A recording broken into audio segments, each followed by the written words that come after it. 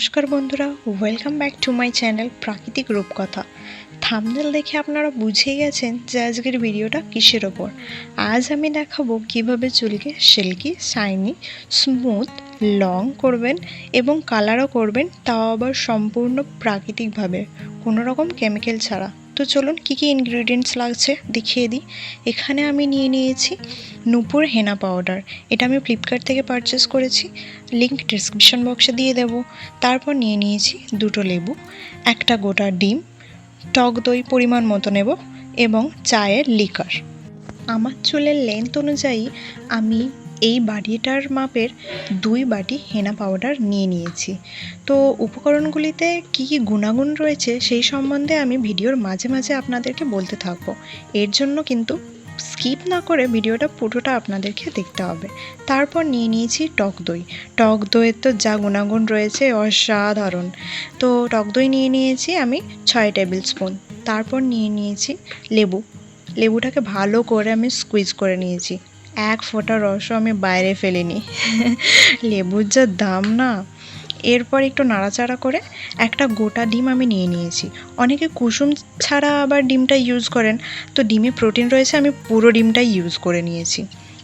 চায়ের লিকার নিয়েছি 2 কাপ মতন। তো এটা আমি আগে থেকেই বানিয়ে রেখেছিলাম ঠান্ডা করার জন্য। এরপর অল্প অল্প করে আমি হেনার মধ্যে মিক্স করতে থাকবো। একেবারে যদি সবটা ঢেলে দিই তাহলে মিক্সারটা কিন্তু পাতলা হয়ে যেতে পারে। এই ক্ষেত্রে মাথা থেকে গড়িয়ে চোখে মুখে পড়বে, অস্বস্তি লাগবে। আর ঠান্ডা করে নিয়েছি কারণ লেবুতে রয়েছে ভিটামিন সি, গরমে সেটা নষ্ট হয়ে যাবে, সেটা চাই না। মিক্সারটা ভালো করে ফেটে নিতে হবে যাতে এটা স্মুথ হয়।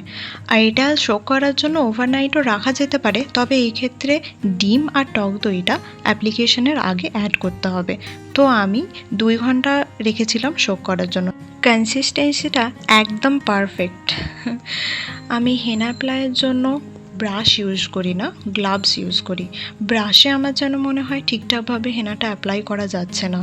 হেনা সঠিকভাবে কিভাবে অ্যাপ্লাই করতে হয় সেটা আমি আপনাদেরকে এখানে দেখিয়ে দেব। চলুন।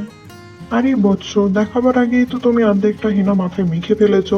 বাবাজি আমায় ক্ষমা করে দেবেন, ভিডিওটা প্রথম থেকে আমি দেখাতে পারিনি ঝড় উঠে যাওয়ার কারণে। তো যাই হোক, ঝড়টা থেমে যাওয়ার পর অর্ধেকটা হেনা যখন আমার মাখা হয়ে গেছে তখনই আমি শ্যুট করেছি। দেখুন পেছন দিকের আম গাছটা কীরকমভাবে দোলা খাচ্ছে। যাই হোক, আমি বিস্তারিত আপনাদেরকে বুঝিয়ে দিচ্ছি একটুখানি। তো মাঝখানের চুলটা আমি একটুখানি পার্টিশন করে নিয়েছিলাম, তারপর আগা থেকে গোড়া পর্যন্ত ভালো করে হেনাটা অ্যাপ্লাই করে নিয়েছিলাম।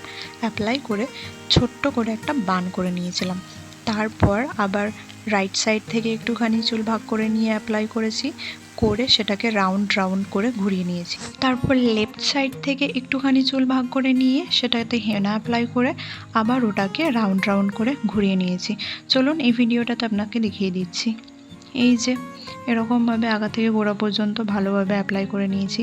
উপরে উপরে লাগালে কি হয়, হেনাটা সম্পূর্ণ চুলে হয় না। এইভাবে অ্যাপ্লাই করলে কিন্তু সব চুলটাতে ভালোভাবে অ্যাপ্লাই করা যায়। এই যে দেখুন, এইভাবে ঠিক আমি রাউন্ড করে নিচ্ছি।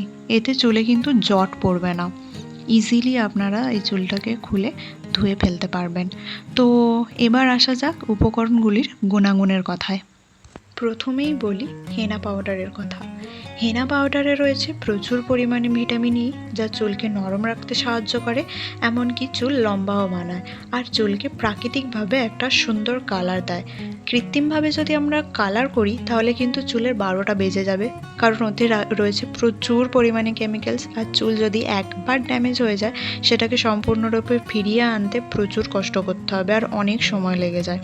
তারপরে আসছি চায়ের লিকার চুলকে শাইনি বানায়।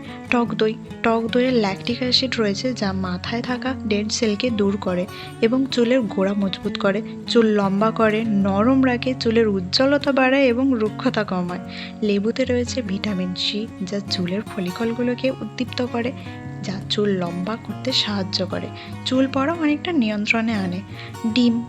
ডিমে চুলের গোড়া শক্ত করে, চুলকে অনেকটা শাইনি বানায়।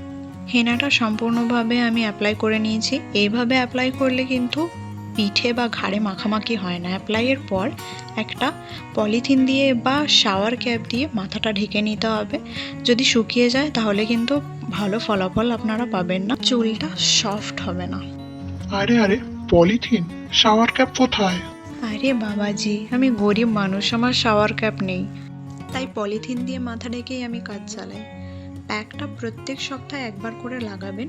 2-3 মাস লাগালেই আপনারা ফলাফল পেয়ে যাবেন। সপ্তাহে একবার না হলেও মাসে 2বার তো লাগাবেন। তো 2 ঘন্টা আমি রেখেছি, রাখার পর চুলটা ধুয়ে আসবো।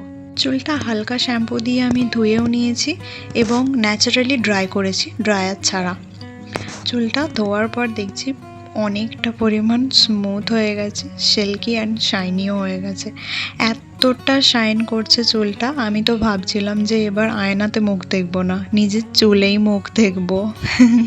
চুলের কালারটাও কিন্তু বেশ সুন্দর এসছে, একদম ক্যাটক্যাটেও নয়, আবার খুব হালকা কালারও নয়। এই ধরনের skin care and hair care video পেতে আপনারা চ্যানেলটিকে সাবস্ক্রাইব করে রাখুন এবং পাশে থাকা বেল আইকনটিও প্রেস করে রাখুন, যাতে নোটিফিকেশনটা আপনাদের কাছে পৌঁছায়। তো লাইক, কমেন্ট, শেয়ার অবশ্যই করবেন। এখানেই আজকে শেষ করলাম, টাটা।